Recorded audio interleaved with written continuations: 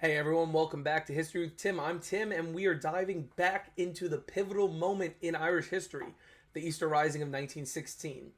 In this reaction video, we'll be watching Extra History's episode on the Battle of Dublin. This is part 3 in this 5-part series that Extra History has done, where they will break down the events, the key figures, and the impact of the Rising. As someone with Irish heritage, this topic is very important, holds a very special place in my heart. The bravery and sacrifice of those involved in the Easter Rising played a crucial role in shaping modern Ireland, and to a very large standard. I'll be taking videos and things when I'm in Ireland next week. Hopefully I have good enough Wi-Fi where we're staying that I'll be able to publish them as I go by day. But this Rising, people say this was their American Revolution. This was their Declaration of Independence. So this event holds such an important place in the Irish mythos and history. So let's see how Extra History portrays this significant event, and I'll share my thoughts along the way. So let's grab your snacks. Let's get started. Dublin, April 24th, 1916, Easter Monday. Sackville Street resounds with marching boots as a column of men pass down the major thoroughfare. Some wear green military uniforms, others civilian clothes, but all have guns. Yellow armbands proclaim them to be nationalist paramilitaries, the Irish Volunteers, and marching with them are their leaders. So real quick, that armband they just showed, that's a commemorative thing. They actually did not wear those on the day of. There were some people that wore green armbands. Some of them were just green twine. Others they tried to make Irish flags. Those armbands, because the Fianna Fáil emblem, that's actually the symbol of the Irish Armed Forces today.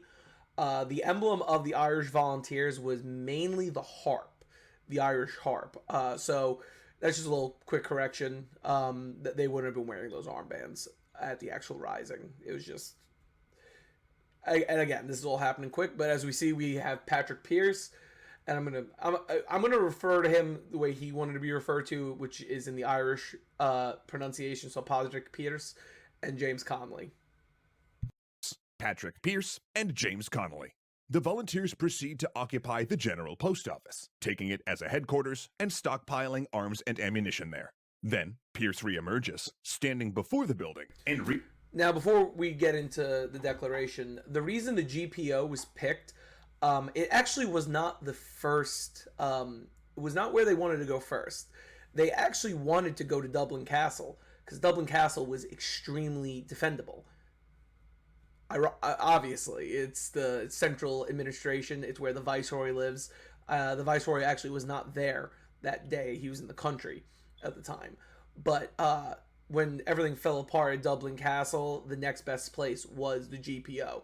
The Grand Post Office sits in the center of Dublin. It's right off the Liffey River, which is the main river that goes through Dublin on what is today O'Connell Street. Back then it was called Sackville Street. That's where the famous sit-in, when Jim Larkin, James Connolly's actual mentor, he held the famous Dublin sit out where the union workers across Dublin just sat on Sackville Street and did nothing. And there's actually a giant monument to Larkin there today. But the mentality was it's a central location in the city and they can have communication with all the other parts of the city. At this point, the only ones involved are the Dublin division. I know I'm definitely gunning a little ahead because I don't think he's even done his intro yet. So with that said, let's just continue. Reads out a proclamation from the Military Council. It informs the people of Dublin that an armed uprising against British rule is underway, and that this is the first day of a new nation, the Irish Republic.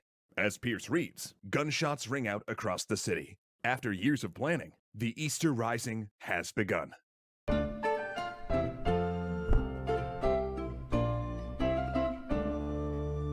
Thanks so much to NordVPN for helping to keep us safe on the internet. To take control of your internet security with a 2-year plan that's on a huge discount right now, use code ExtraCreditsVPN at nordvpn.com/extracreditsvpn.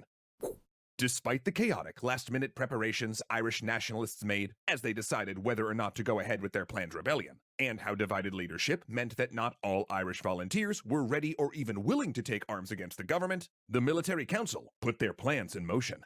Late in the morning on Easter Monday, 1916, nationalists in Dublin rose up. After seizing the General Post Office as their sturdy walled nerve center, they proceeded to take other strategic and symbolic structures throughout the Dublin city center. And by early afternoon, the Irish volunteers and the smaller organizations assisting them, such as the Irish Citizen Army, had captured St. Stephen's Green, Jacob's Biscuit Factory, the South Dublin Union, the Northumberland Hotel, Boland's Mill, and the courthouse known as the Four Courts. Now, what makes all these positions very important? Now, Dublin today is a metropolitan city. It's a small metropolitan city compared to, like, say, a city like Manhattan or London or Paris. But it's a metropolitan city. The way they have this set up, it's actually really good. Because the thing is, for these locations, not only are the corners of the city to control and look at all the ways in, Four Courts is the center of government, technically. Union Building's right near Customs House. The biscuit factory, you need to supply your troops with food, but also it's a large building that controls good sight of vision across. As long as they hold these, the worst position, and to this day, historians, including myself, the worst position they attempted to hold was St. Stephen's Green. There was no cover, there was nothing for them to hold, and it's actually Countess Markievicz that is in charge with holding that, which just adds more to this legend of this woman, that she held it. Such a horrible position she held out. She actually held it out with Eamon de Valera, who would later become one of the first presidents of the Republic of Ireland. But these positions are extremely important, and they also try to seize Trinity College, which still is an active school today. I actually went to Mass there one of my first times going to Ireland because we arrived on a Sunday and my grandfather really wanted to go to Mass. So we went to the chapel there, which the most uncomfortable church I've ever been to. I digress. Another group led by Sean Connolly, not to be confused with the higher-ranking James Connolly. So remember, I brought this up in the first video. The first video is where we see that interaction between Sean Connolly and the constable at Dublin Castle, where Sean Connolly kills the constable. He will die as well, Sean Connolly. He'll be killed in the fighting. Occupied Dublin City Hall, then, as we saw in episode 1, attempted to rush the gates of Dublin. Dublin City Hall is directly next to Dublin Castle, just to make sure you understand. They actually really weren't supposed to take Dublin City Hall. They retreated into Dublin City Hall when the shootout began. Dublin Castle. Connolly raised his gun and killed a policeman guarding the gates named James O'Brien. But the brief confrontation between Connolly and O'Brien meant that the British personnel inside the castle were able to slam the gates shut and keep the attackers out. O'Brien was likely the first death during the Rising, and by a strange twist of fate, his killer Connolly would fall to a British sniper's bullet shortly thereafter, likely the first fatality among the rebels. This was not the only sad irony that day. One of the first British soldiers the Nationalists killed was Lieutenant Gerald Nealon of the 10th Royal Dublin Fusiliers, an Irishman and a nationalist. But he was one of the many who had decided to put aside his political beliefs regarding Ireland in favor of serving the British Army during the First World War. But today, And this is something sad that did happen during the Easter Rising, because what ended up happening was, at the time the Rising starts, the military units aren't in the city. Most of the military units are in compounds outside the city or in places like Belfast and Galway, Cork, the big city centers. They don't think they have to worry about Dublin. So a lot of the initial soldiers who are brought to fight the rebels are actually British, they're actually Irish soldiers who are on leave from the British Army. So a majority of the men fighting are actually Irishmen against Irishmen. It's actually a very sad thing that these guys, they're fighting their own countrymen. But that's also what made it that much more terrible, the fighting, because there was a visceral hatred between the two groups. That decision ended up putting him in the crosshairs of his fellow nationalists who only saw a uniform. Despite being repulsed at Dublin Castle, the rebels captured fortifications elsewhere. A group seized the magazine fort in Phoenix Park, which they pillaged for weapons and then partially demolished with explosives. The blast echoed across the city, but was not as impressive as the nationalists hoped. Across Dublin, the volunteers set to work, turning buildings into strongholds. They constructed barricades, stockpiled food and ammunition, cleared firing lanes, and erected medical stations. To nullify the British authorities' advantage in communications and transport, they cut phone and telegraph lines and bombed railroad tracks. All this dynamism among the rebels was a stark contrast to the lethargy of Dublin's small, largely reservist army garrison. 2 squadrons of cavalry rode into the city center to invest. Yeah, this is also a famous moment where they sent the Lancers in. This was a Lancer unit. And the mentality was they thought just a show of force would make the rebels stand down. And the Lancers got lit up. They rode up to the Grand Post Office, the GPO, and the rebels held their fire until they were probably less than a yard from the windows before, because again, these guys are carrying lances, but they're also carrying rifles. So, you're carrying a lance and you're riding up and you start getting fired. You have to twist your rifle around and start fighting. They got lit up, and it was pretty awful. But the issue was, there's a great line in the movie Michael Collins, starring Liam Neeson. Neil Jordan directed it. You must watch it. It's a great soundtrack's awesome. Emma Roberts is in it. A bunch of great actors are. Alan Rickman's in it. He plays Eamon de Valera. But there's a scene where they're talking about the IRA's tactics and how the British government are calling them assassins and murderers. And Michael Collins responds by saying, "Well, war's murder. That's we're in a war. It's murder." And he says, de Valera says, "I want a full-scale engagement." And then Michael Collins, who is a veteran, he fought during the Easter Rising. He was Joseph Plunkett's aide-de-camp. But he said he's like 1916, marching and singing into slaughter. Because it's in 1916, the Irish realize we're not going to win in engagements like that. Like, what they're doing in the city, that's army v. army. To this day, Ireland isn't actually... Their military is brigades. They don't actually have like a big army like other countries. They have brigades based on their provinces. So there's the Connacht brigade, there's the Leicester brigade, and then there's the Munster brigade. That's the Irish Armed Forces. They're not big. So even back then, the Irish thought they were like, well, let's fight honorably, heroically, and that will be to their detriment in the end. Investigate reports of disruption, but were forced to quickly retreat. Most British commanders ordered their soldiers to stay in their barracks as they tried to piece together exactly what was happening. The sharpest fighting on that first day occurred outside the South Dublin Union, when a patrol from the British Army's Royal Irish Regiment encountered a volunteers' outpost set up just east of the Union workhouse. After multiple soldiers dropped from rebel gunfire, the soldiers stormed the nationalist position and captured it, yet the Union complex itself stayed in the hands of the volunteers. During the fighting, the soldiers killed a nurse, despite the fact that she was in uniform and clearly a non-combatant. As the sun began to set on the first day, a strange quiet settled over the streets. A rebellion was clearly underway, but the sounds and fury of battle hadn't yet gripped the city. It was almost as though Dubliners had slept through the chaos, though that would soon change. While the volunteers had taken many of their initial objectives, they hadn't been wholly successful. No effort had been made to capture Dublin's twin ports, and the train stations were only briefly under rebel control, meaning the British government could funnel in reinforcements at will. Similarly, and now that's the problem. When you are having a revolution or a rebellion, you cannot give the enemy the routes of transportation. What's the first thing Washington and the American Revolution does when the British leave Boston? He sends his army to Manhattan, the biggest port in the country. He needs to control the commerce. He needs to control that. What starts the American Civil War? Charleston Harbor. Because the federal government held a fort at the mouth of the harbor, and it controlled the harbor. If you do not control the logistics, you're not going to win.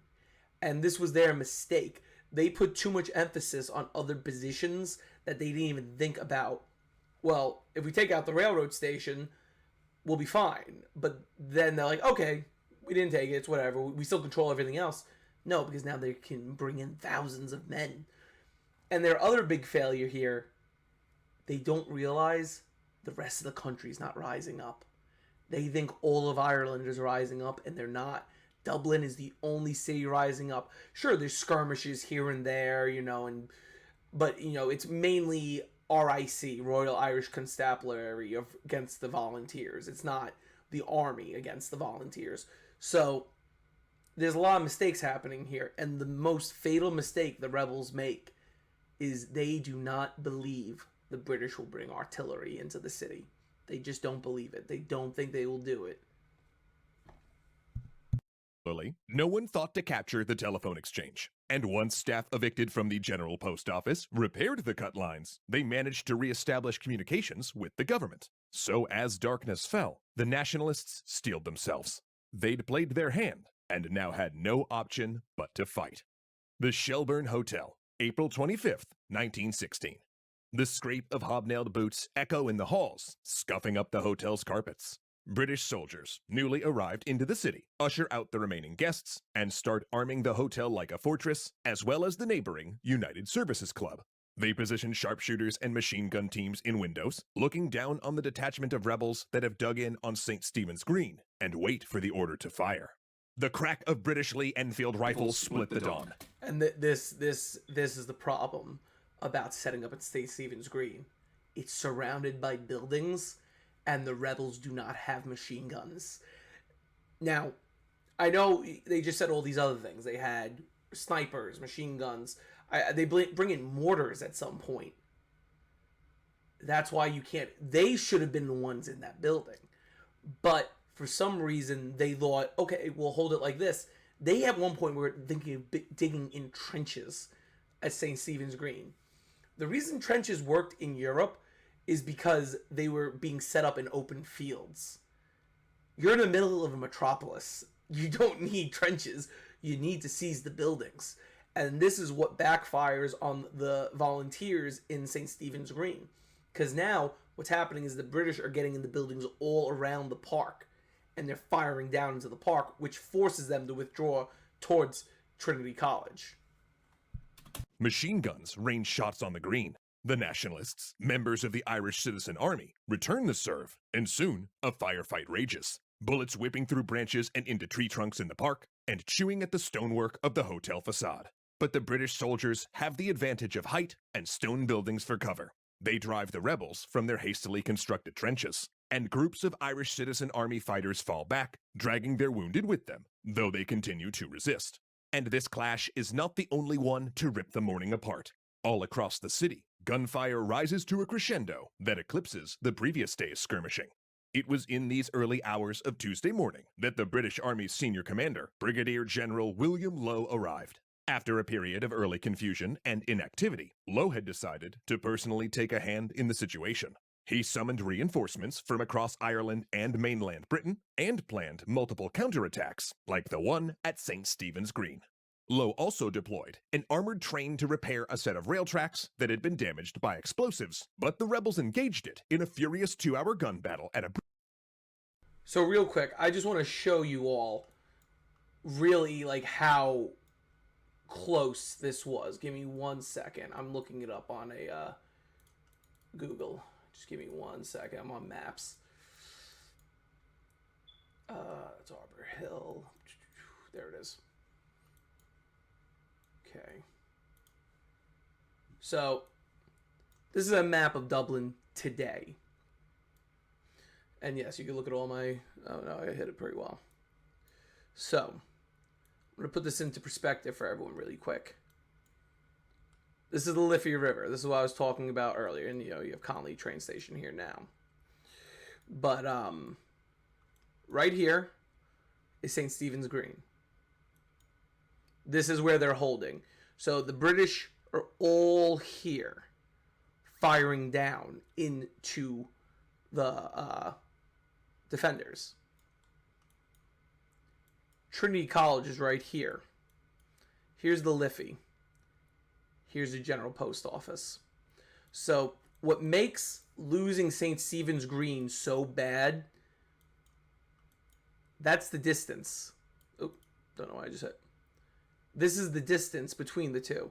Now, to us, this doesn't seem like that far, especially here in the United States, because this is like nothing. This is what they had to retreat. Because the thing is, their objective was to try to keep the British south of the Liffey. At least St. Stephen's Green was. And they're going to meet some problems here at Trinity College. And then they're also going to hit some problems over here at St. James Gate at Guinness. Guinness turns on the rebels. They don't want to be involved. So this is what we're having, and what's slowly happening. You have a British gunboat coming in from the Irish Sea. You have at the train station here troops unloading and coming into the city to fight. Guinness is siding with the British government and giving them their trucks in order to use it against the rebels. And currently what's happening, sadly, is here back in the GPO, they have no idea what's happening. They have an idea through dispatches and runners. You know, little kids were actually being runners for the leaders. They have no idea what's actually going on in Dublin. They just know what's at their fronts, and they know a little about what's going on in St. Stephen's Green. Other than that, they don't know anything else.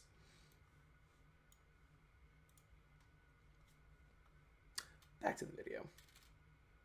Bridge crossing, forcing the armored behemoth to retreat. But that victory was short-lived. For later in the day, the rebels' fortunes changed in an instant, with a sound that rattled windows throughout the city. Now, before the rising, rebel leaders had reasoned that the British Army wouldn't be permitted to use heavy artillery within the city of Dublin. A capitalist government, James Connolly said, will never destroy property. However, at this moment, the British Army quickly proved him wrong. 4 artillery pieces, 18-pounders, the same type used in the trenches of the Western Front, opened fire in a city full of civilians. First, they shelled an Irish volunteer position thrown up in a residential neighborhood of northwest Dublin. Stunned by the sudden, ferocious barrage, the nationalists fell back, shrapnel and debris raining down around them. In the afternoon, Pierce left the General Post Office again and walked to nearby Nelson Pillar, a Dublin landmark dedicated to the British Admiral. And there, he read an address to the gathering crowd. Now, this is something I feel people don't understand about the use of those 18-pounders.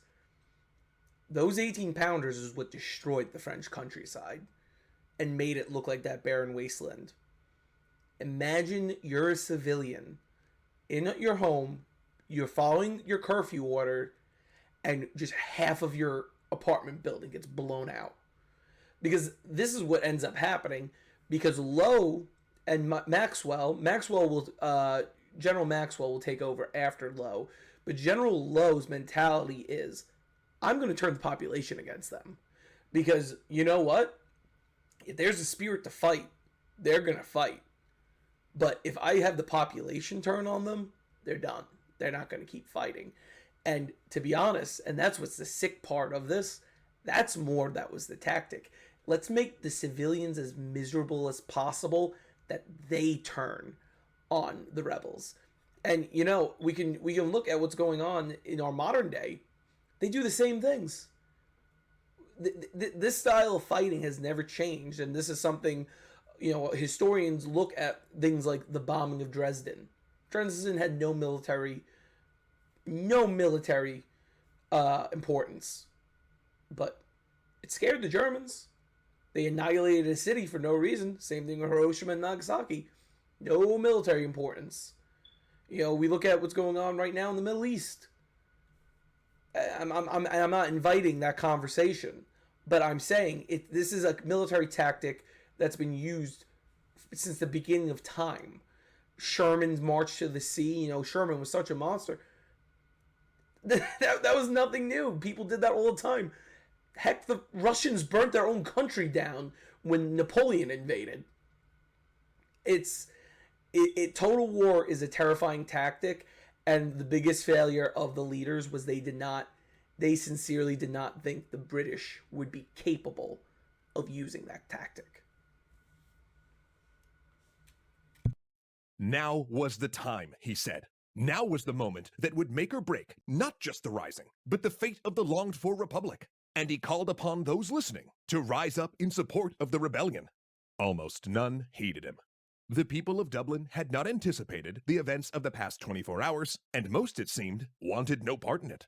In fact, some were outright hostile. Civilians harangued the volunteers and attempted to dismantle their barricades, resulting in rebels opening fire and killing several of them.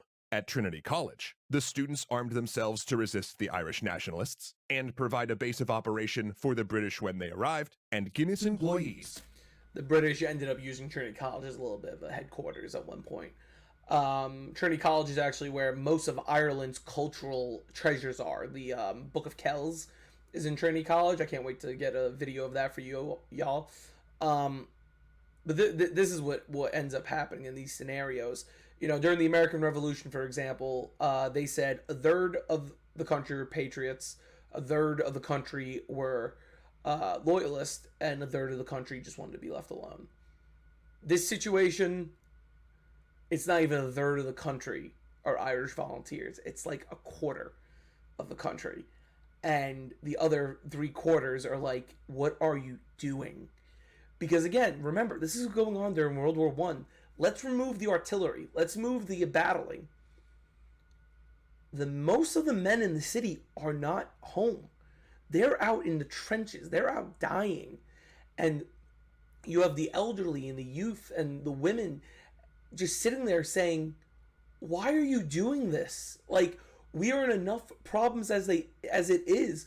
We're a country that our mother country, which it really isn't the mother country, but if let's use the Irish terms, the occupation country does not care for us as it is. Why are you doing this to get more ire against us? And this is why you start seeing them turning on the rebels. You see the women, women are attacking the soldiers. Like they just said, they fired on civilians. You're seeing the students at Trinity College siding with the British. And we're about to see the Guinness thing. It backfires terribly. But the issue is, the British will overstep their hands. Turned their brewery trucks over to the British Army so it could use them as makeshift armored vehicles in the coming street fights. And others took advantage of the chaos by indulging in a spree of shop looting, especially in the aptly named Sackville Street. By the end of Tuesday, it was clear that there would be no general uprising. Not in Dublin, and not anywhere else. The volunteers were on their own. And with most seeing the end approaching, they... Yeah, so like I said, the issue we're facing here with the rising is the Irish. It was done very quickly. It was done because they were dealing with Owen McNeill's order, as well as knowing they were all going to be arrested soon. So it was now or never, was the reality. The RIC inspectors and detectives had lists with all these guys' names on it, and they're like, we need to act. Like, we have no other options. We have to act now. But what ends up happening, it's clear there's no actual military experience among these men and women. So they're doing what they think is right. People like Plunkett and Pierce are poets. So Pierce is thinking about this poetic last stand. He's thinking he's Cuchulainn. He thinks he's these Irish characters of myth fighting to the death. A great line in the movie, the book from Jack Ryan, I believe, The Eagle Has Landed, is there's no honor in death. There's just death. But the thing is, these guys, they believe in their cause so much that they're like, we can do this and we can win. And they could have won. But the issue was there was no communication. There was no understanding the situation. McNeill had an understanding, but McNeill also was very timid. McNeill kind of reminds me a little bit of McClellan during the Civil War, to be completely honest. But before I go on too long, because we do have 2 more of these to bump out, thank you so much for joining me today, friends. I really hope you enjoyed it. I do love doing extra history stuff. He's so good at this. This is, like I said, this is a subject I really enjoy. I studied a lot about. I can't wait to be in Dublin and, share this experience with all you guys. But thank you so much for joining. Please take a look at our Patreon. We got that sweet 5-tier system. You could be a private, sergeant, captain, colonel, or we don't do generals here. We do marshals. Those are our 5 tiers of membership. And if you're able to, please donate to the National Parks Preservation Fund that we here at the History of Tim started.